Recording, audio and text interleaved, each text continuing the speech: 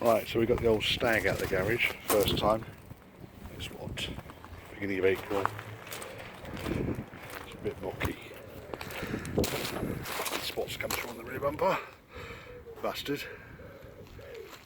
Otherwise, just grubby. It's a good wash. Cat's been all up and down it over the winter.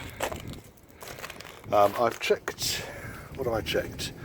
I have checked the oil, I've checked the coolant, I've checked the dashboards, everything all appears to be in order, so we'll give it a go to start it. The only thing I found that isn't working is the washers, for which the pipes fallen off the pump has been sitting on the manifold, which is a pain in the bollocks. But never mind, we can soon fix that. Right, let's get the keys. Let's see if it starts. Put the power on. Right, power on. Do we reckon it'll go? Ooh, long way down here. Right. Immobiliser. Ignition on. Oh, wipers are on. Fans on. Chokes out. Wait for the fuel pump to stop ticking. Indicators are on. So everything's on. Cat must be having a right old laugh in here. Right. The clutch in neutral.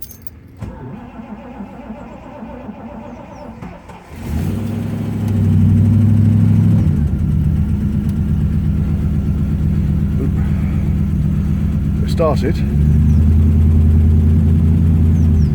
It's got oil pressure. It's got no fuel. Right. I shall have to take it out the road now, I think, and put the fuel in there.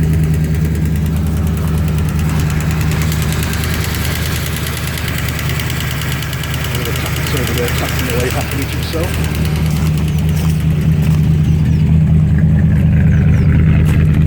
Starting well.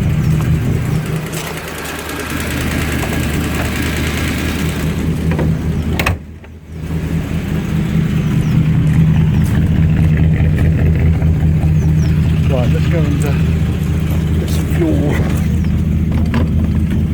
So, prognosis is, it goes, it didn't go very well. There's a couple of things I need to check over. First and foremost, I think that's a bit wobbly there. That's not very good.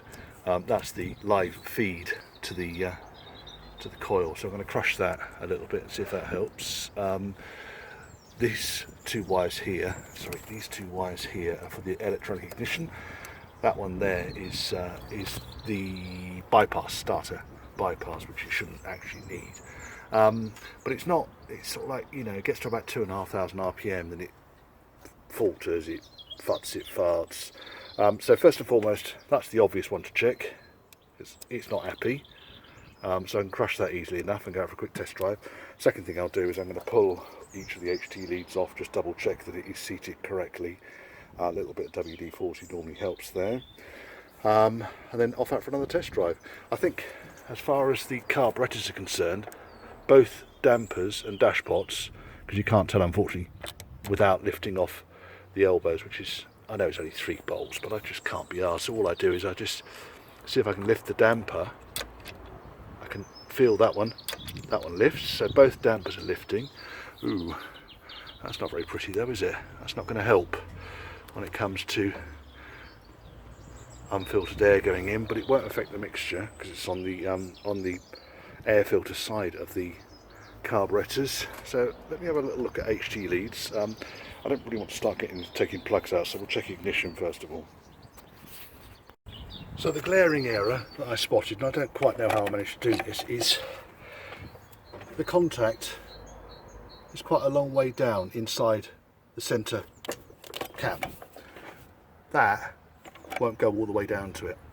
So I reckon that was only just making contact in the centre, because it was the other way around. I've done it for some reason, it must have been last winter, when I was just going through checking all these things. The main lead wasn't pushed in far enough. But basically you want to feel it, nice satisfying Even that didn't do it. Right, pause and resume. Okay, what I tend to do is a little bit of WD-40 allows the cap to go up inside, and then if you push the contact in, you can hear it go click. There it goes in, and then once you've done that, you can pull the dust cover back down, or the moisture cover back down over the top. You don't want to get moisture in the top of these leads because it's not going to help with the high tension circuit. So I think a mixture of that and that caused the running problems. So I'm just going to fix this. I've fixed all those leads, rebuilt that dodgy HT lead. So it starts up. We'll go for another drive. Better work. No, just gets the power for some reason. All the ignition's blown up. Right back on. Water bottle.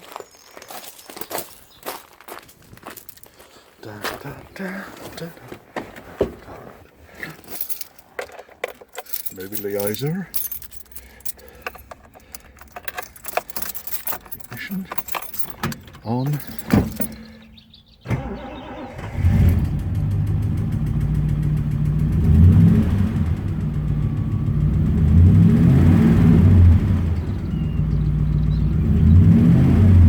Right, let's go for a run. It'll seem a bit smoother. We'll soon find out because it's misfiring. Misfiring anything over 2,500 RPM. Or anything with any load. Cat prints all on my body. That bloody cat. This bastard.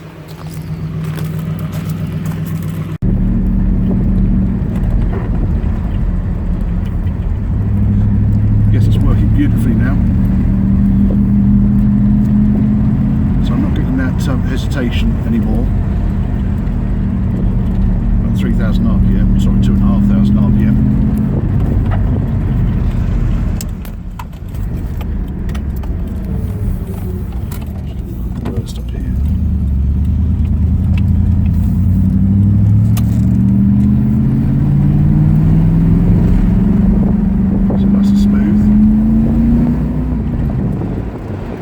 Smooth, runs nice. Oh yeah, it is. Fix that.